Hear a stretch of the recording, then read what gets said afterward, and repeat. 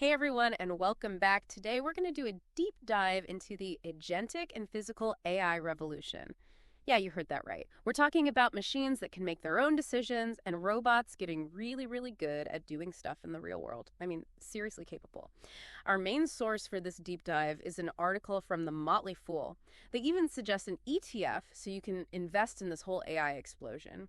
But hold on, before we get to the money part, let's actually break down what all this AI stuff means for you and me and everyone else. Luckily, I've got our expert here to help us with that. So first things first, why should we even care about all this AI stuff? This article makes it seem like everything's about to change. We're talking healthcare manufacturing, even like retail and all of the gadgets we use every day.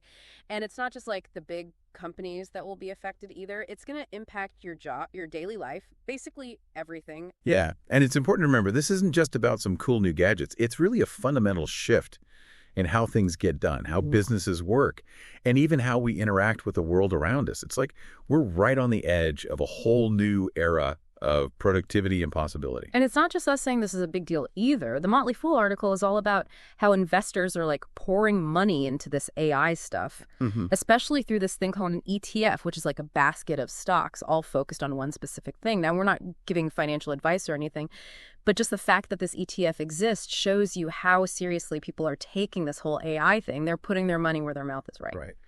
So this ETF, it's called the Vanguard Information Technology ETF, or VGT for short. And get this, it includes companies like Apple, Nvidia, and Microsoft. It's like the biggest names in tech are saying, hey, we're betting on this AI revolution too. Yeah, and what's interesting about this ETF approach is that it diversifies things. It's like they say, don't put all your eggs in one basket, right? And in a field like AI that's moving so fast, it's smart to spread the risk across different companies. You never know which company is going to become the next Google or Amazon of the AI world. That's a great point. And speaking of big companies, the article also mentioned Salesforce and Oracle.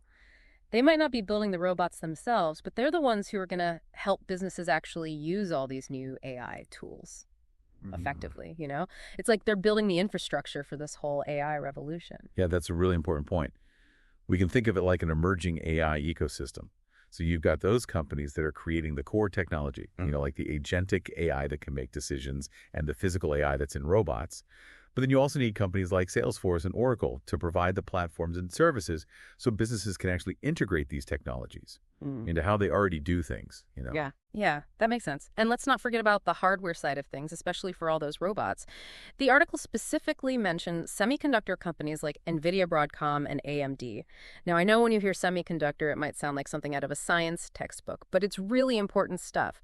Can you explain why these companies are so crucial to making this whole robot revolution happen? Sure. Think of semiconductors as the brains of these robots. Without incredibly powerful processors, robots are just clunky machines.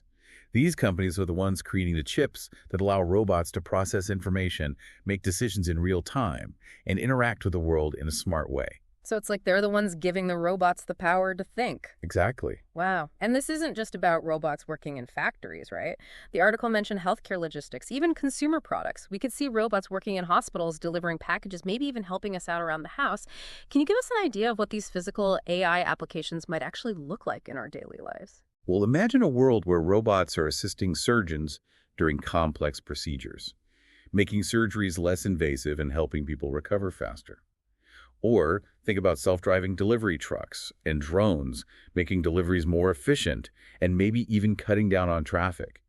And in our homes, we might even have robots that help with chores, keep us company, or assist people with disabilities.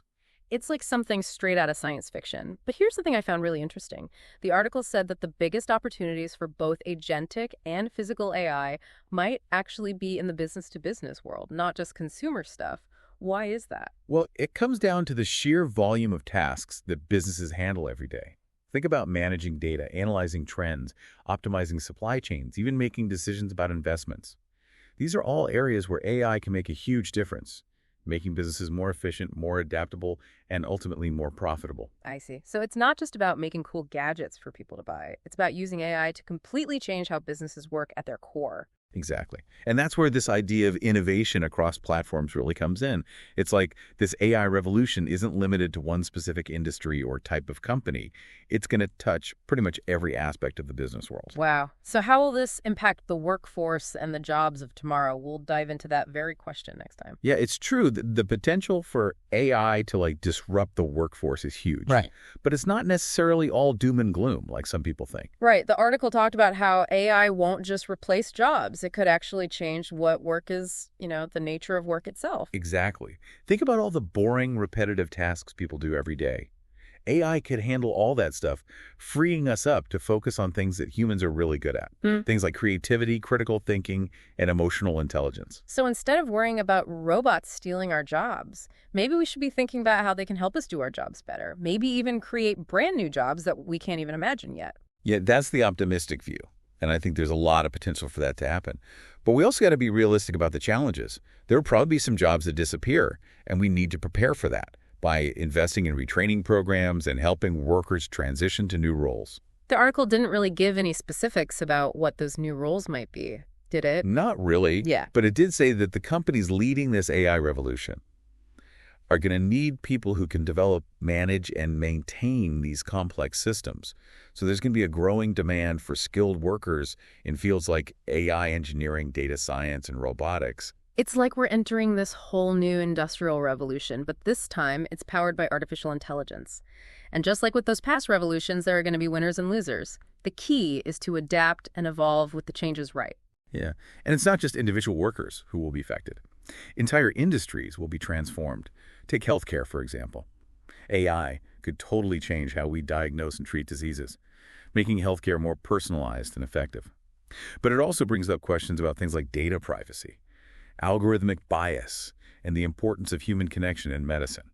Those are some really big questions. It makes you wonder, are we even ready as a society to deal with all the ethical stuff that comes with AI becoming such a big part of our lives? Yeah, that's the million-dollar question, isn't it? We need to be having these conversations now before these technologies get so widespread that we can't control them. We need to come up with clear ethical guidelines, regulations, and safety protocols to make sure AI is developed and used responsibly. It sounds like a real balancing act. We want to take advantage of AI's potential to make our lives better, but we also got to be careful about the risks and make sure we're steering this technology in the right direction. It's definitely not easy, but it's absolutely crucial. The decisions we make today will have a huge impact on the future of humanity. We need to approach AI development with a shared sense of responsibility, knowing that the choices we make will affect everyone. So it's not just about the technology itself, it's about how we choose to use it and the values we build into it, right? Exactly. And that's a conversation that everyone needs to be a part of, not just tech companies and governments, but the public too. We all have a stake in this, and we all need to be involved in shaping the future of AI. Okay, so we've talked about how AI could revolutionize industries and change the way we work. And we've touched on the ethical side of things and the need for responsible development. But how's all this actually playing out in the real world? What are some real examples of agentic and physical AI making a difference today? That's what we'll explore when we come back. All right, so welcome back to our deep dive into the AI revolution. We've talked about the big picture, all the potential upsides and the challenges, but now let's get real. What's all this AI stuff actually look like in the real world? What's out there right now? Well, it's already happening all around us, even if we don't always see it. You know those personalized recommendations you get on Netflix or Spotify? Or how about the spam filters that keep all that junk out of your inbox? That's agentic AI in action, making choices and doing stuff based on tons of data. So it's not just something from sci-fi movies then, but what about all those robots we keep hearing about? Are they really showing up in everyday life yet? Oh yeah, absolutely. We're seeing more and more robots in industries like manufacturing and shipping. You know, picture those giant warehouses with robots zipping around, picking and packing orders super fast and accurately. Or even delivery companies testing self-driving trucks and drones to get packages to people quicker and easier. That's pretty cool, but it still feels kind of far removed from what I do every day. Are there any physical AI applications that are, a bit closer to home? Well, think about all the smart devices you have in your house. They're getting really advanced using AI to learn your preferences and do stuff automatically. Imagine your thermostat adjusting the temperature based on your schedule, or a fridge that reminds you to buy milk. Okay, now that's starting to feel a little closer to home.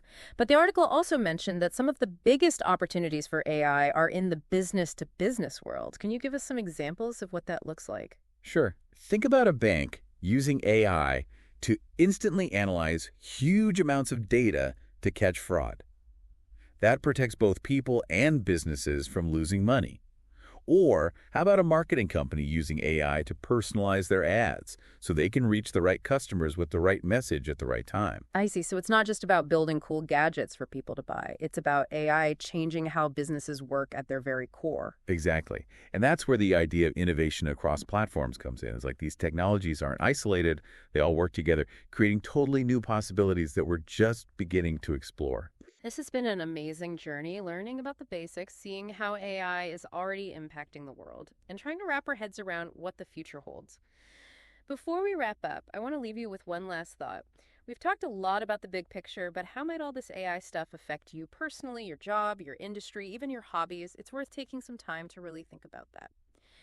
As for us, we'll be back with more deep dives on fascinating topics that are shaping our world. So stay curious, keep exploring, and until next time, thanks for joining us.